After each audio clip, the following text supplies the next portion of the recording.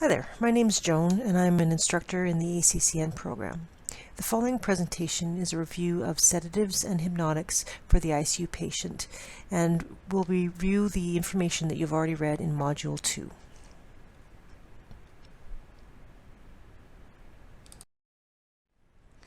Historically, because of the rudimentary nature of mechanical ventilation, along with limited understanding of the long-term sequelae of sedatives, deep sedation was a common finding for critically ill patients. Now, with the advent of synchronized ventilator modes and a better understanding of short and long-term effects of sedation, there is a move to limit sedation to a minimum. Except for a minority of ICU patients, sedation should only be used once pain and delirium have been addressed with both non-pharmacological and pharmacological strategies.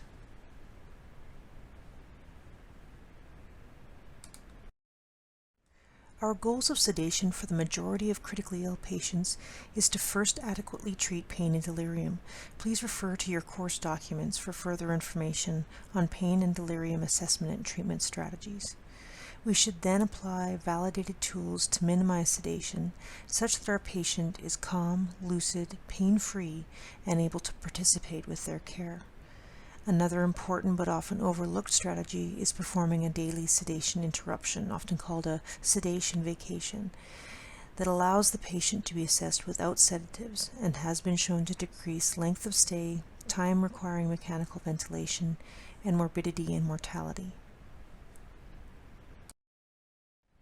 Although we generally try to limit sedation, there are indications where continuous deep sedation is necessary. These include refractory increased intracranial pressure, severe respiratory failure, refractory status epilepticus, and patients requiring treatment with neuromuscular blocking agents. There are two sedation assessment tools that the majority of ICUs use: the Richmond Agitation-Sedation Scale, or RAS, and the Riker Sedation-Agitation Scale, or SAS. The RAS uses a numerical scale where 0 is alert and calm, anything above 0 is an indication of increasing agitation, and anything below 0 is an indication of increasing sedation. For example, if your patient had a RAS of +3, they would be very agitated, pulling at lines and tubes, and showing aggressive behavior towards staff. On the other hand, if your patient's RAS score was -1, the patient would be drowsy, but able to stay awake for periods of more than 10 seconds. With the SAS scale, normal will be indicated by the number 4, with numbers above 4 indicating increased agitation, and numbers below 4 indicating increased sedation. Regardless of the scale that is used, it is important that a daily goal is ordered. The majority of patients would have a goal RAS of 0 or an SAS of 4, indicating that they are awake and alert. In the case of severe respiratory failure or status epilepticus, that goal would more likely be a RAS of -5 or an SAS of 1. The goal should also be assessed daily by the healthcare team, so it reflects the goals based on the patient's current condition. Here are some common sedative medications used in the ICU: Benzodiazepines, Propofol, Dexmedetomidine, and Haloperidol.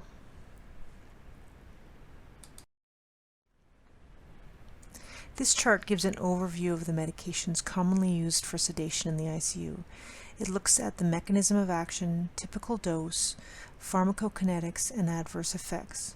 You can refer to this chart as we go through each drug in more detail.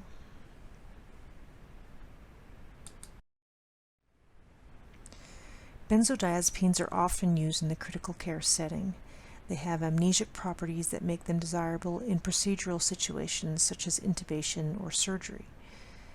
They reduce anxiety and have both anticonvulsant and muscle relaxant properties, making them ideal for treatment of seizures and delirium tremors related to alcohol withdrawal. We know now, however, they also carry negative effects. There is a direct link with the amount and length of benzo administration to severity of ICU delirium. Benzos accumulate in the fat and therefore can have a sustained effect. And benzos are associated with respiratory depression, which may adversely affect those patients who do not have a protected airway or are not on an assist mode of ventilation. The antidote for benzodiazepines is flumazenil. Propofol is another very common medication used in the ICU. It is an anesthetic that can be used for individual procedures as well as maintaining sedation. One of the reasons it's so widely used in the ICU is that it has a very short duration of action, which allows us to wake the patient after stopping the infusion for only a couple minutes.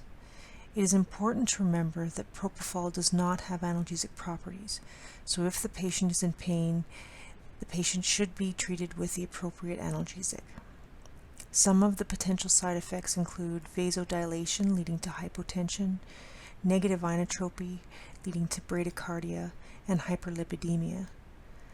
Another more life-threatening condition is propofol-related infusion syndrome, which is characterized by acute refractory bradycardia progressing to asystole, and typically has one or more of metabolic acidosis, rhabdomyolysis, hyperlipidemia, and enlarged or fatty liver. This, however, is a rare condition and is usually related to higher levels of propofol. Finally, propofol should not be used in patients with existing hyperlipidemia or an allergy to eggs. Dexmedetomidine is a relatively new drug in the ICU in that it is now available for use for non-experimental purposes in Canada. It is an alpha-2 receptor agonist. The alpha-2 receptors live predominantly in the CNS. Dex is unique in that it has an anxiolytic, sedative, sympatholytic, and analgesic properties, and it can be used to reduce the requirement of volatile anesthetics, other analgesics, and sedatives without actually increasing respiratory depression. It also blunts undesirable cardiovascular reflexes. Studies indicate that the use of dexmedetomidine can reduce the length of days with delirium as well as mechanical ventilation. Haloperidol is a neuroleptic and antipsychotic medication that centrally antagonizes dopamine receptors. It is used to treat agitated patients, especially patients with hyperactive delirium. Patients should be monitored for a prolonged QT and evidence of extrapyramidal symptoms, indicating toxicity.